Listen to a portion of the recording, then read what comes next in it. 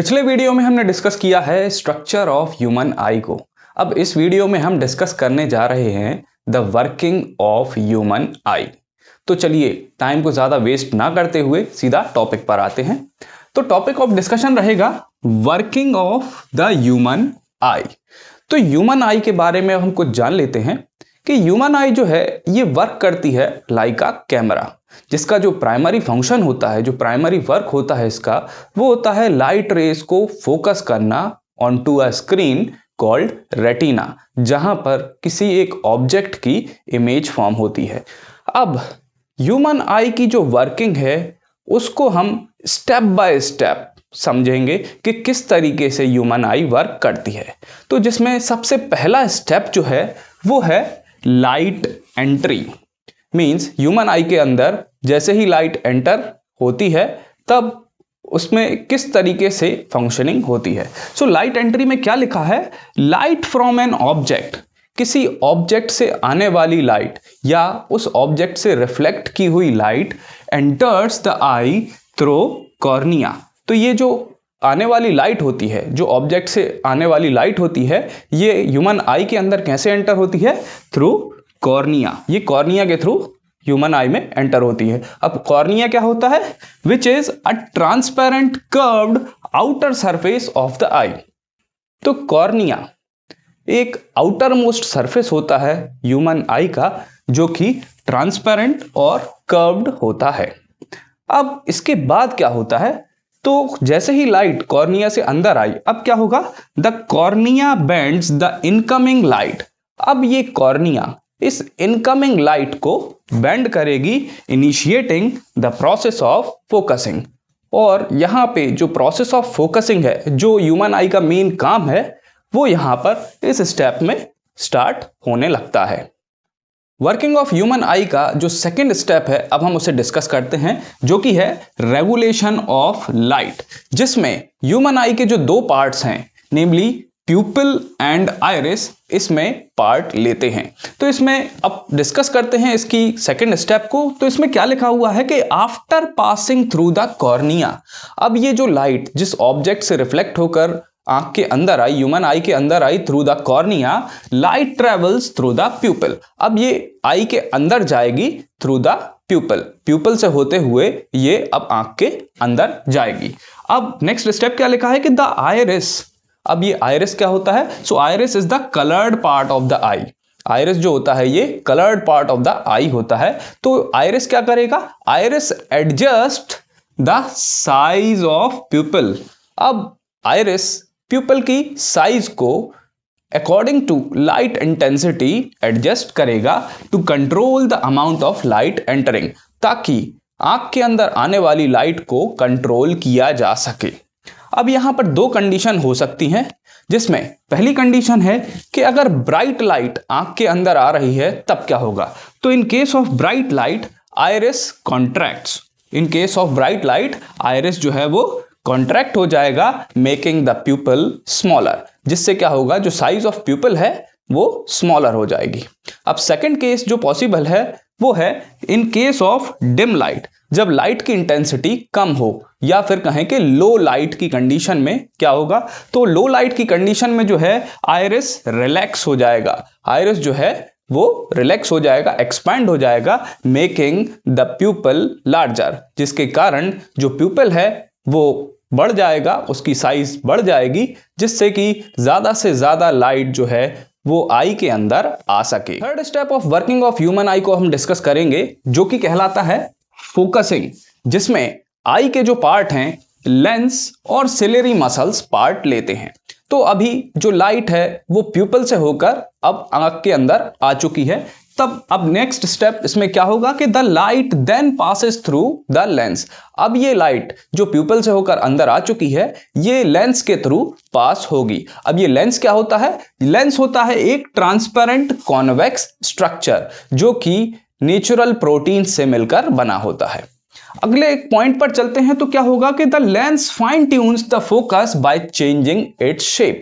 अब ये जो लाइट है इसको प्रॉपरली रेटिना पर फोकस करने के लिए लेंस क्या करेगा, इसकी फोकसिंग को अपना शेप चेंज करके इसको प्रॉपरली और फाइन ट्यून करेगा।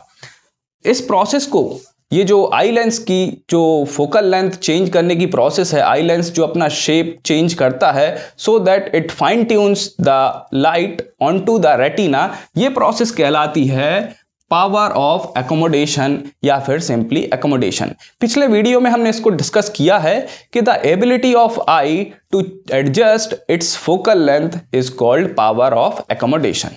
चलिए अब आते हैं नेक्स्ट स्टेप पर। तो क्या होता है कि अब यहां दो केसेस पॉसिबल हैं कि to see nearby objects, अगर हमें पास की चीजों को देखना है तब क्या होगा, तो सिलेरी मसल्स जो हैं वो कॉन्ट्रैक्ट होंगे, सिलेरी मसल्स आपस में कॉन्ट्रैक्ट हो जाएंगे, मेकिंग द लेंस थिकर। और इस केस में क्या होगा, जो लेंस है उसका कर्वेचर बढ़ जाएगा, लेंस जो है वो थिक हो जाएगा, मोटा हो जाएगा, या फिर कहें कि मोर कर्व्ड, ज्यादा कर्व्ड हो जाएगा, जिससे कि ज्यादा से ज्यादा रिफ्रैक्शन हो सके।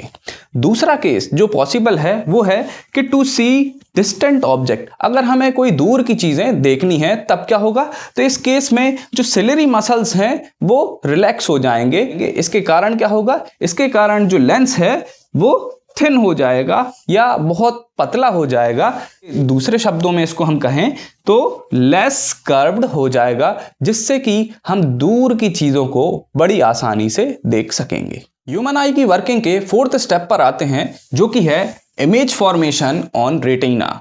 अब ये जो फोकस्ड लाइट आ चुकी है आंख के अंदर, ये फॉर्म करेगी एक इमेज को on the inner side of the eye, जिसके कहते हैं हम रेटिना। तो इसमें फर्स्ट स्टेप क्या लिखा है कि the eye lens focuses the light on to the retina. अब ये जो आई लेंस है इसने जो भी इनकमिंग लाइट थी उसको फोकस किया ऑन टू द रेटिना। अब ये रेटिना क्या होता है, so retina is the inner sensitive layer of the eye, ये inner sensitive layer of the eye होती है। अगले स्टेप में क्या लिखा है कि the retina contains two types of photo receptor cells. अब ये इनर सेंसिटिव लेयर तो होती है, अब इसे इनर सेंसिटिव लेयर क्यों कहते हैं, क्योंकि रेटिना जो है ये कंटेन करता है टू टाइप्स के फोटो रिसेप्टर सेल्स को, जिसमें फर्स्ट टाइप ऑफ सेल जो हैं वो कहलाते हैं रॉड्स। अब इन रॉड्स का क्या फंक्शन होता है, तो rods are sensitive to dim light. जो रॉड सेल्स होते हैं ये सेंसिटिव होते हैं to dim light, but they do not detect colour, लेकिन ये कलर्स के लिए सेंसिटिव नहीं होते, ये कलर्स को डिटेक्ट नहीं कर सकते। दूसरे type of photo receptor sales जो होते हैं वो होते हैं कोन्स। अब ये कोन्स का क्या फंक्शन होता है, तो cones are sensitive to bright light. Cones जो हैं ये ब्राइट लाइट में फंक्शनिंग करते हैं एंड दे डिटेक्ट कलर्स, और ये कलर्स को डिटेक्ट करते हैं। कौन कौन से कलर को ये डिटेक्ट करते हैं, रेड, ग्रीन एंड ब्लू। अब इन तीन कलर के कॉम्बिनेशन से मिलियंस ऑफ कलर्स फॉर्म हो सकते हैं। तो अब यहाँ एक बहुत इंपॉर्टेंट बात आती है कि हमें अंधेरे में किसी ऑब्जेक्ट का कलर क्यों नहीं दिखाई देता, क्योंकि अंधेरे में हमारे जो फोटो रिसेप्टर सेल्स हैं, नेमली जिनको हम कहें कि रॉड सेल्स काम करते हैं। रॉड सेल्स जो हैं ये डिम लाइट में काम करते हैं, तो रॉड सेल्स अंधेरे में काम करते हैं, इसलिए ये कलर को डिटेक्ट नहीं करते। बाकी हम बात करें कि ब्राइट लाइट में हमें किसी भी ऑब्जेक्ट के सारे कलर्स दिखाई देते हैं। अब आते हैं नेक्स्ट स्टेप पर।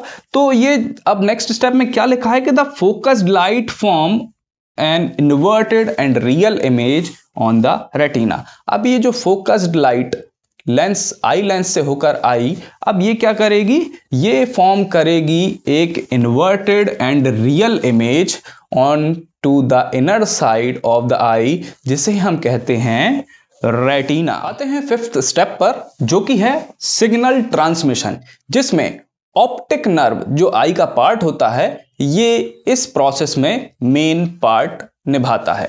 तो क्या लिखा है प्रोसेस में, पहला कि the photo receptor sales in the retina converts light into electrical signals. अब जो रेटिना के अंदर जो फोटो रिसेप्टर सेल्स थे ये इस लाइट सिग्नल को या फिर हम कहें कि इस विजुअल इंफॉर्मेशन को कन्वर्ट करती है into electrical signal through a process called photo transduction. चलिए अब आते हैं नेक्स्ट स्टेप पर। तो अब नेक्स्ट स्टेप में क्या है कि these signals are send to the brain via the optic nerve. अब ये जो विजुअल इंफॉर्मेशन जो है ये इलेक्ट्रिकल सिग्नल्स में जो कन्वर्ट हो चुके हैं, अब ये इलेक्ट्रिकल सिग्नल ब्रेन के लिए सेंड कर दिए जाएंगे via optic nerve. Last step of the working पर अब हम आ चुके हैं, जो कि है processing in the brain.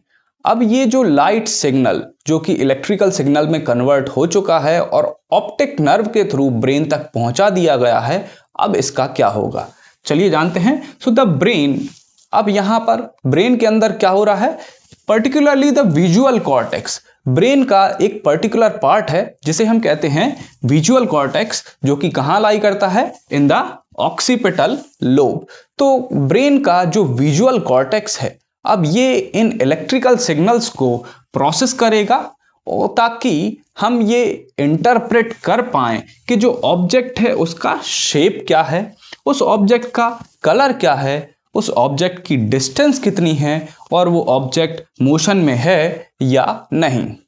Lastly इसके लास्ट स्टेप पर हम आते हैं तो क्या लिखा है कि the brain also flips the inverted image upright. अब ये जो इन्वर्टेड इमेज रेटिना पर बनी थी, यही सेम सिग्नल जो है ये ब्रेन तक पहुंच गया।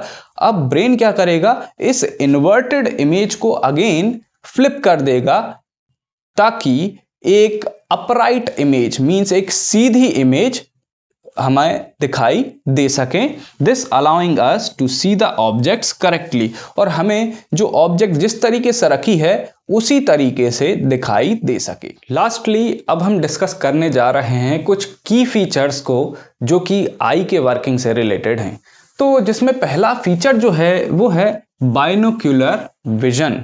तो बाइनोक्यूलर विजन आखिर क्या होता है, तो इसमें क्या लिखा है कि humans have two eyes, humans के पास दो आईज होती हैं that provide a slightly different view of an object. जो किसी एक ऑब्जेक्ट को अगर हम देखें, एक आंख बंद कर कर देखें तो वो ऑब्जेक्ट हमें कुछ अलग तरीके से दिखाई देगी, और जब दूसरी आंख को बंद करके हम देखेंगे तब हमें ये कुछ अलग व्यू दिखाई देगा।